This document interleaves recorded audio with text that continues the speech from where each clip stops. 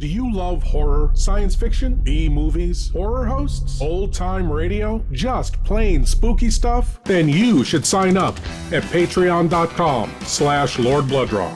You'll be supporting the production of Lord Blood-Rah's Wrackin Theater, presenting the best, worst, and wildest horror films ever made. Lord Blood-Rah's Wrackin Auditorium, featuring the best of old-time radio horror.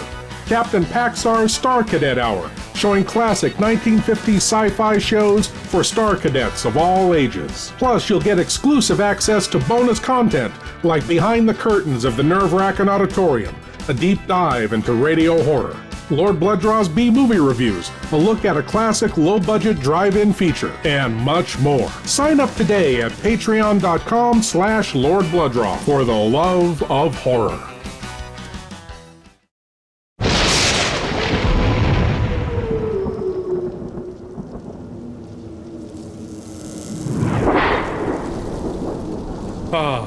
I'm so glad you're here. Allow me to introduce myself. I am Lord Blood-Rah.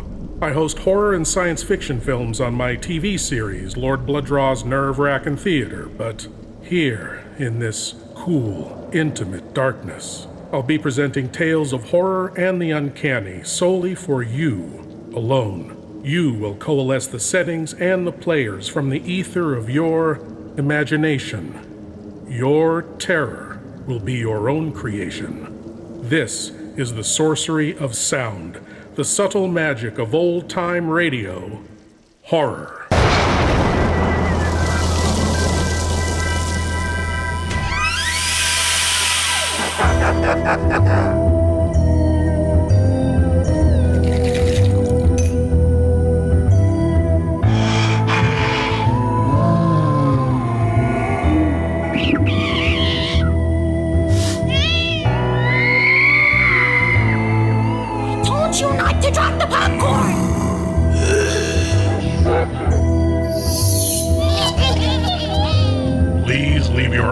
At the door. You will not need them. This is Lord Blood-Rah's Wrackin Auditorium.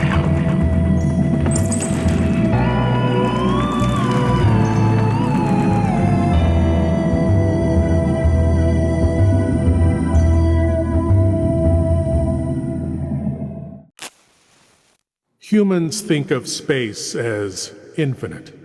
An endless expanse of stars, planets, and galaxies, unimaginable in its scale. All the more shocking then when humans reach a limit, a boundary in space that cannot be crossed. Such as in our tale tonight. From Dimension X comes the tale, No Contact.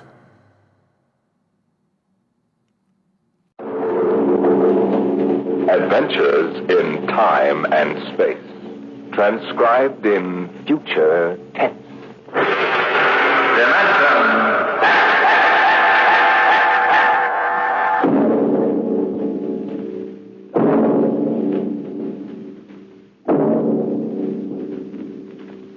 Can you predict what will come in 100 years, or in 10, or in the next minute? Some people think they can. Nuclear scientists, mathematicians, astronomers, biologists. They'll predict the shape of the future. Why? Because they make the future. Because they see beyond the known dimensions of time and space into the unknown, Dimension X.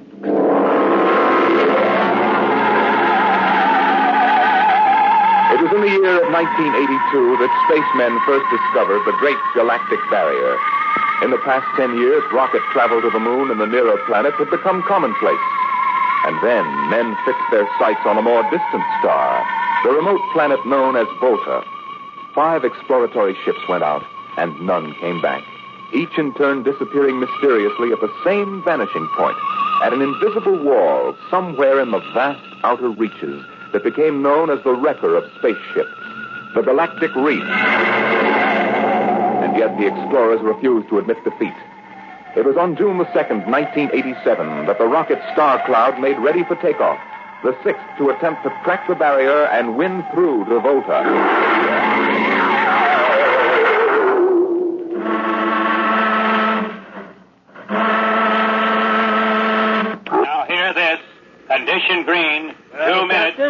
don't suppose you'll want the ship's doctor up here on the bridge during blast off. I think not, Smitty. All right, then. I'll be in the sick bay counting vitamin pills if you need me.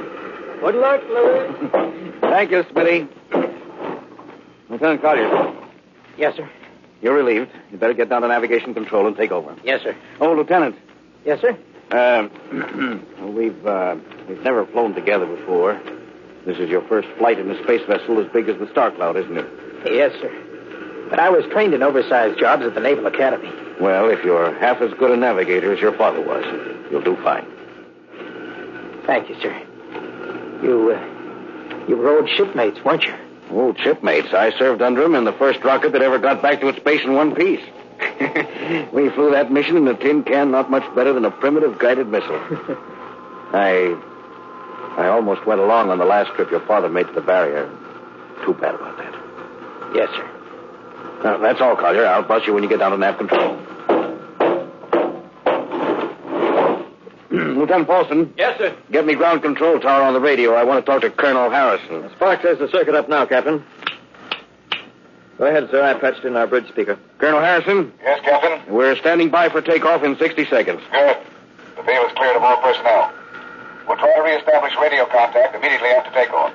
In any event, there'll be a 24-hour ground monitor. Fine. Good luck. I hope you make it. Thank you. Bridge to navigation control. Nav control, Collier. Ready, Lieutenant? We're ready, Captain. The course is in the integrator for takeoff at 1200 hours. All right. Stand by for blastoff. Bridge to engine room. Fire up your rocket chambers. Take off at exactly 1200 hours. I'll read you off. 20 seconds. 19, 18, 17, 16. Condition red. Hold it. We will follow orders. Who turned in that alarm? We uncovered a stowaway, sir. Stowaway. Where, Masters? Hiding in 6th Bay. Dr. Smithson found him. Have him brought up to the bridge. Engine room. Kill your rockets and stand by. Orson, this is Colonel Harrison at ground control. What's holding you up? Trouble. What's the matter with you? What's the matter with you? There's a stowaway aboard. Stowaway? Yes, I thought your men were supposed to police this base. What's the matter with you? All right, Captain, take it easy. You know what this delay can do to us, don't you? 1 minute later, takeoff can throw us a million miles off course. We'll have to reintegrate the whole work. Well, look, how long do you think it'll take? Don't bother me for a while. I'm busy. Stupid idiot. Captain Thornton. Oh, come in, Smitty. Here's your stowaway. I'll court-martial the... Charlie. Can you use a good radio man, Skipper? See, you two have met. Met? The skipper and me made 50 trips to the moon together. Didn't we, Captain? Charlie, if you wanted to come along, why didn't you volunteer? I did, Skipper. They turned me down. What's wrong with you? Acceleration bend. Oh. They said my arteries wouldn't stand another trip. Well, I'm sorry to hear that. But they're wrong, sir. I got one more good trip in me. Now listen, Captain. You know these green kids don't know the first thing about space radio operations. You put a man like me on, I'll be getting you a bedtime story for Mars. Now listen, Charlie, you know the regulations as well as I do. I can't take you much as I'd like to. Colonel Harrison will murder me for this. Oh, I'm sorry, Charlie. I'll have to put you aground. I'll tell you what. I'll ask Harrison to put you on his ground radio contact. It'll seem as if you were right here with us. He won't do it, sir. He'd better, or I'll have him busted to corporal for letting you sneak aboard. Now, you'd better be off, Charlie. Masters. Yes, sir. I'm sending this man aground. Give him time to clear the launching platform. Yes, sir. So long, Charlie. I'm really sorry. Good luck, Skipper. I thought you were going to have him drawn and quartered. If it'd been anybody else, I would have, Smitty. But Charlie, well, he's kind of special. Been with me since my first command, when we began the regular run to the moon. If he wanted to come along this time, well, it's only through loyalty to me. You know, Lewis, I didn't realize it before, but you're almost human. Bilge. Navigation, Lieutenant Collier, you there? Nav control, Collier. Lieutenant, how badly are we fouled up? Can you recalculate the course, or shall I cancel the takeoff? I've already plotted a new course on the integrator, sir. Good. Can we take off in exactly 2 minutes? 2 minutes? Yes, sir. If we can, all we need to correct is for only a 1 degree deflection. I can do that before we breach the stratosphere. That's quick work. Are you sure? Positive, sir. Well, all right, Collier. I'm putting it in your hands. We'll blast off on your signal. Lewis, isn't that a lot of responsibility for a young green officer? Yes, but if he can't do his job, I'd rather find out now than at the galactic barrier. Bridge to engine room. Prepare to blast off on navigator signal.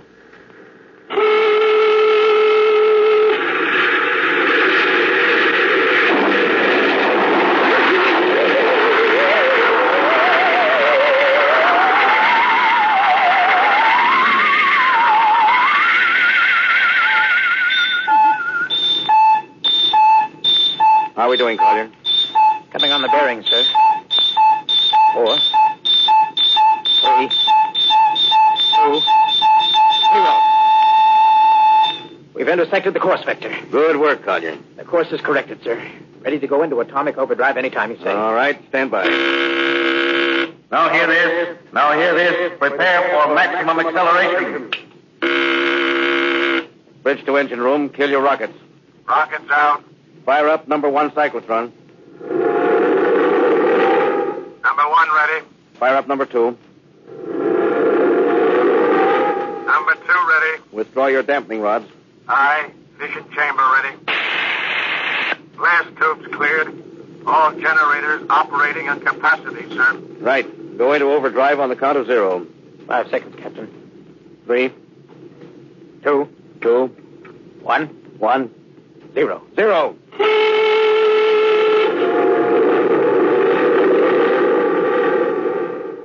How are we doing, Collier? On course, sir. She's running hot and true. Well, my compliments, Lieutenant. Thank you, sir. This job would have done your father credit. He was one of the best navigation officers I ever saw. Thanks, sir. Now start your gyros and put her on robot control. The bridge is yours, Mr. Collier. If you need me, I'll be in Dr. Smith's office. Yes, sir.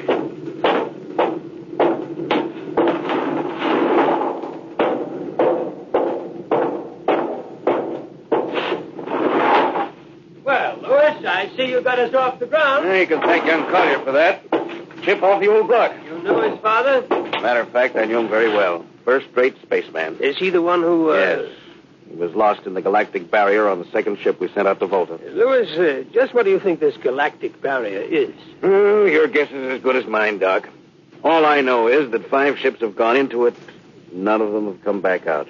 How about Miss Strovik's theory that it's a time warp in space, that the ships reach it and slip into another dimension? Rubbish. My theory is that the galactic barrier is nothing more than a radioactive layer of some kind. What makes you say that? Well, we know that radar signals bounce off it like they were hitting an invisible glass wall. And we know that it destroys our ships and crews in some way. There's no other logical explanation. What makes you think we can get through it, Lewis? Because we're ready for it. The others weren't. The entire hull is completely shielded with lead. We can crack through any radioactive cloud ever detected. Besides, we're equipped with some new UHF radio devices that should enable us to maintain radio contact with Earth. Nothing can happen. Absolutely nothing. Who are you trying to convince? Myself, I suppose. Lewis, you've had your share of glory. First skipper to reach the moon back in 1962. You could have retired. Why are you risking this trip? Because 5 ships are missing. And men like Prentice and Marketson and young Collier's father. I'm tired of seeing good men fed into that meat chopper. Then why are we going? We haven't any choice, Smitty. We're in a race, the kind of race where men and ships are expendable.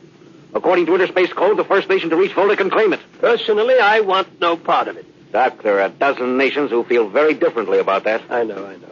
You're right, of course. Well, at least it won't be boring. I'll have to play physician morale builder and mother substitute for 112 slightly nervous men. Your morale doesn't sound too good, Doc. As morale officer, I can state without fear of contradiction, it is terrible.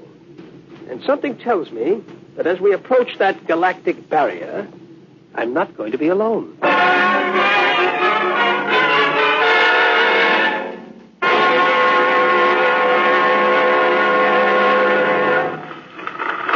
Hello, Earth. Hello, Earth. Captain Thorson of the Star Cloud calling Earth. Star Cloud to Earth. Can you read me? Hello, Star Cloud.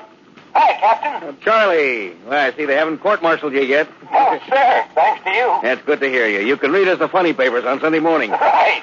How's our signal? Strong. Clears the bell. Well, here's our log report for Colonel Harrison. Ready? Shoot. June 2nd, 1987. 4 weeks out from Earth. Running through, no radiation. Operation normal. Still making our approach to the galactic barrier. That's all, Charlie. See you later. Good luck, Captain. I sure wish I was with you.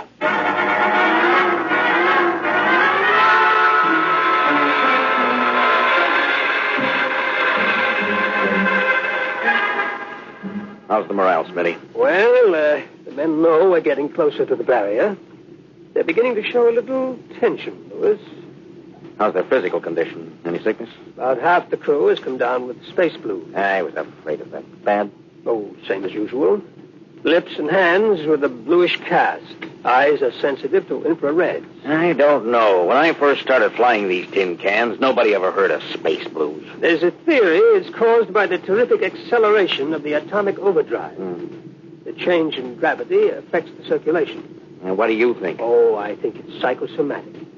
I've noticed that the same men who get space blues under tension on a ship tend to get blue coloration back on Earth when they're upset. I guess it's an occupational disease of space navigators. You think it's just nerves, then? I don't know. Young Collier's got a bad case. Yes, I think it's tension from overwork. Yeah. Maybe you need some vitamins. Louis, when will you realize that vitamins are not a panacea for all the troubles of mankind?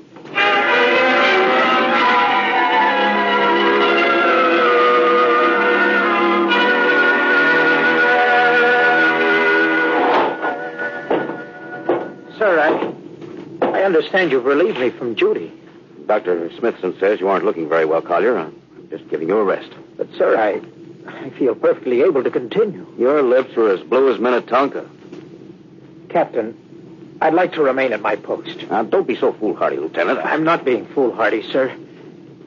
You see, I have a special personal reason for wanting this expedition to reach Volta. Oh, your father? Yes, sir, my father. You think he might still be alive? Sir, I have to find out what happened. I think I understand. Very well, Collier. Report back to duty.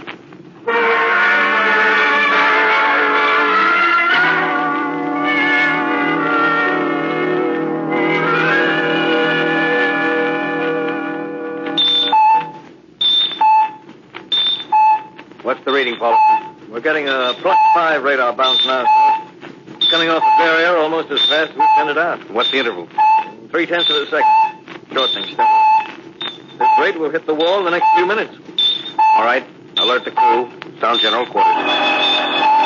Now, here it is. Condition red. We are now approaching the galactic barrier. All hands to stations. All radiation detectors to be fully manned. Full security will prevail until further notice. That is all. Paulson. Aye, sir. Radar bounce is up to +6. We better try to make final contact with Earth. Is Clark still trying to raise the bait? Yes, sir, but he's not having much luck. Seems to be some interference. Oh, that's the radio room now. Yes? You've got him? Cut in on the bridge speaker. The captain will take it from here. Hello. Star Cloud to Earth. Can you hear me, Earth? Hello, Skipper. I can barely read you. We're getting heavy static from sunspots. That's not sunspots. We're right on the galactic barrier. Getting a +7 radar bounce. Expect to hit the barrier almost any second now. Good luck, Skipper. Look, Charlie, stick with us, will you?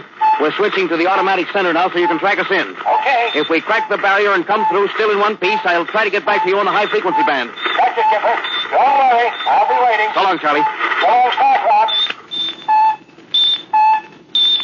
We must be getting awfully close now, Captain. Echo's bouncing back so fast, it's almost beating the signal. Well, when they coincide, hold on to your hat. That's when we run into the wall. Any second. Hold on. Here goes nothing. Here it comes.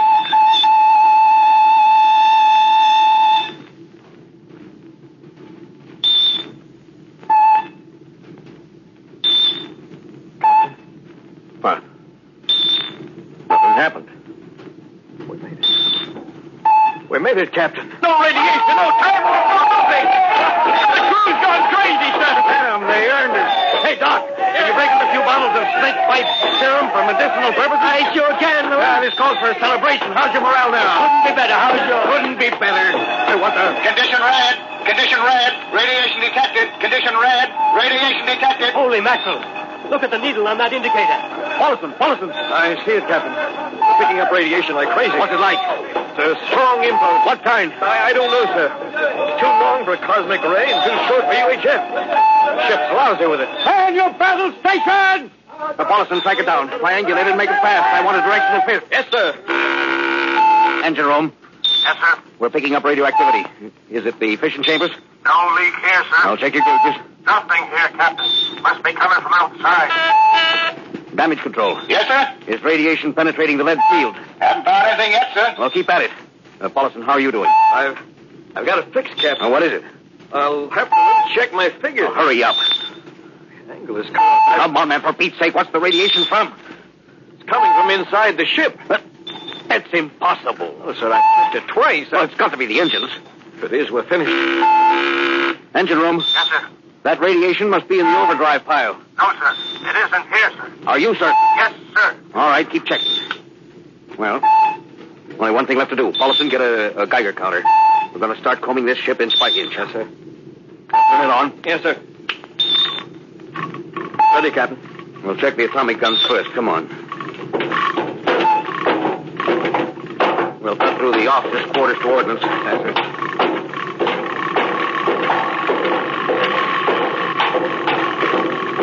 Through here. Wait a minute, sir. Huh? What is it? Signal is weaker now. Yeah. Let's go back.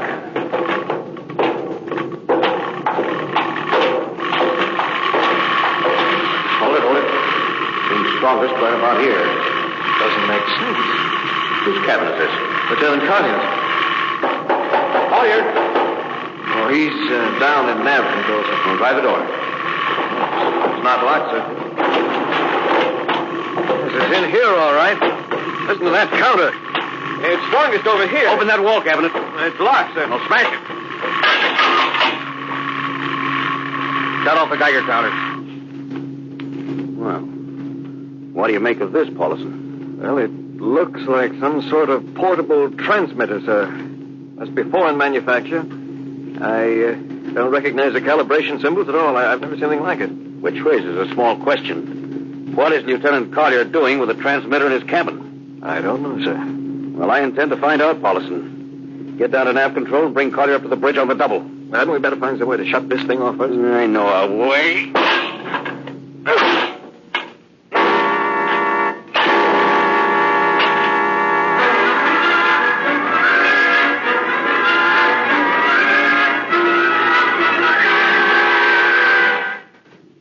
Lieutenant Collier, I'm going to ask a few simple questions.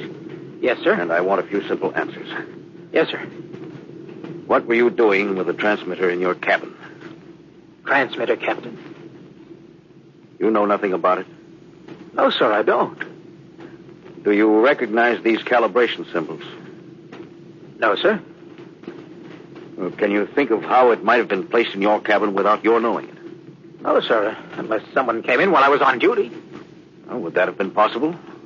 Well, I suppose so. Well, if someone had a key. I found your cabin door unlocked. I meant a key to the wall cabinet. I didn't say the wall cabinet. Oh, what? Well, You- sir, I... You what, Lieutenant? How could you have known it was in the wall cabinet?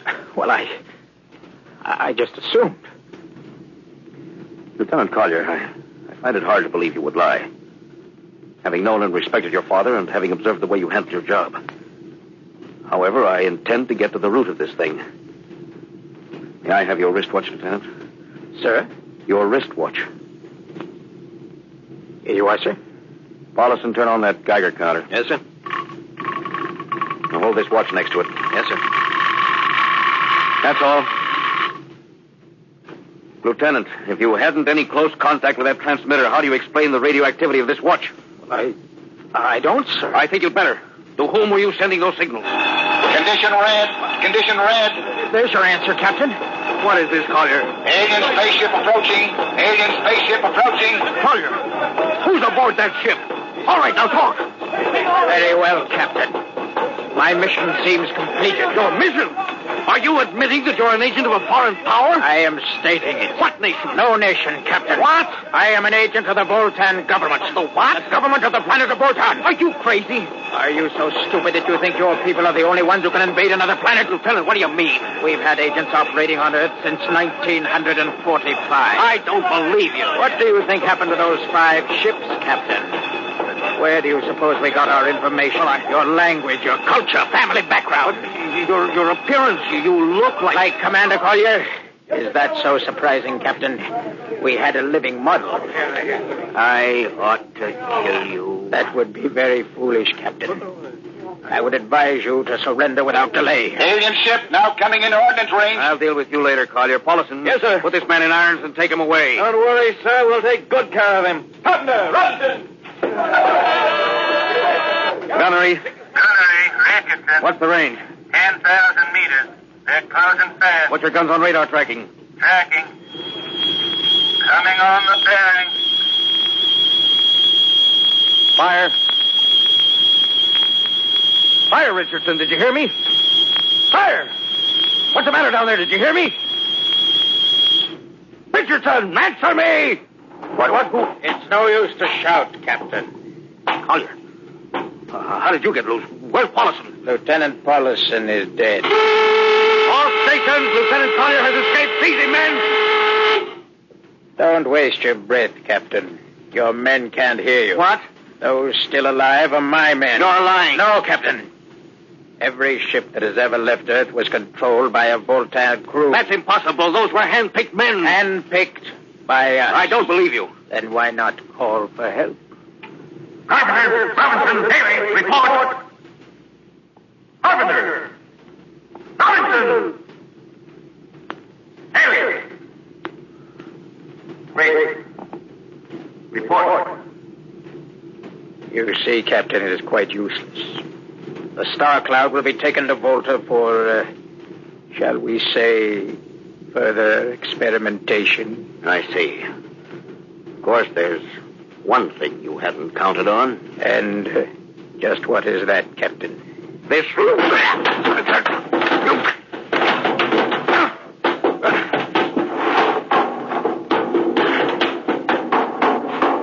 Carpenter! Are you in there, Lieutenant Carpenter?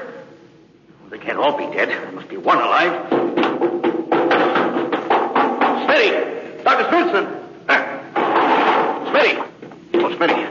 What have they done to you? Lewis. Those dirty... Don't talk. I must clean, Bruce. Not much time. Lewis, space blues. Space blues? What is it, Smitty? What are you trying to tell me? All men with space blues. Voltan. Here, let me help you. No, Lewis. Get message back to Earth. Voltan, 5th column. Watch out for space blues.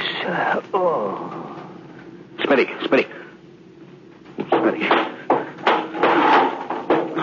Captain Thorson, you can't hide from us now. Come back to the bridge and surrender, or my men will come and get you. Oh, yeah? Captain Thorson, you can't come. Hello. Star Cloud calling Earth. Please, God, let me through before it's too late. Hello. Star Cloud to Earth. Come in, please. Come in, please.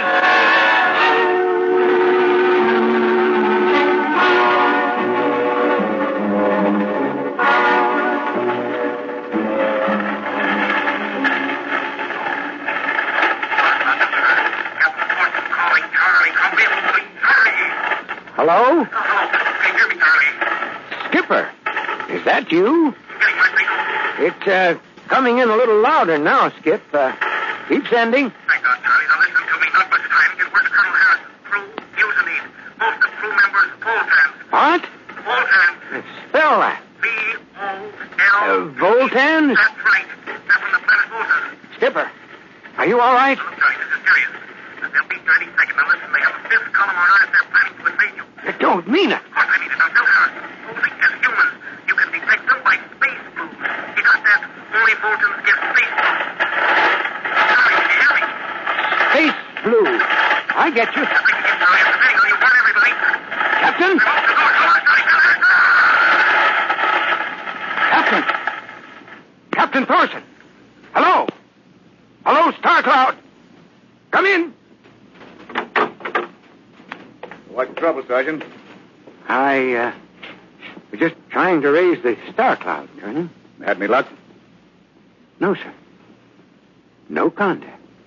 No contact. No, sir. Nearly an hour since they hit the galactic barrier. I don't understand why they haven't tried to get a message back. No, sir. Neither do I. All right. I'll take over for a while. Yes. You do that. You go right ahead, sir. Right. Oh, Charlie, you'd better go out and get yourself some coffee. You look a little blue around the gills.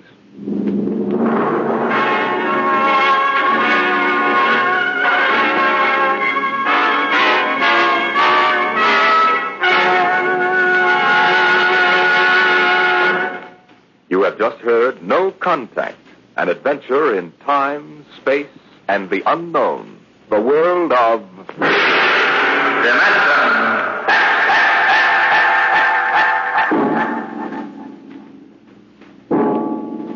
Next week we have a cheerful little tale that starts with the disappearance of Grant's tomb. It's about a veteran newspaper reporter and a strange little man who calls himself the world's greatest genius.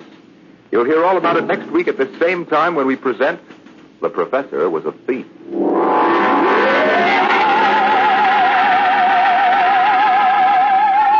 Dimension X has presented No Contact, an original story written by George Lefferts from a storyline by Lefferts and Ernest Kenoy. Featured in the cast were Louis Van Rooten as Captain Thorson, Donald Duquez as Lieutenant Collier, and Cameron Prudhomme as Charlie. Your host was Norman Rose. Music by Albert Berman, engineer Bill Chambers. Dimension X is produced by William Welch and directed by Edward King.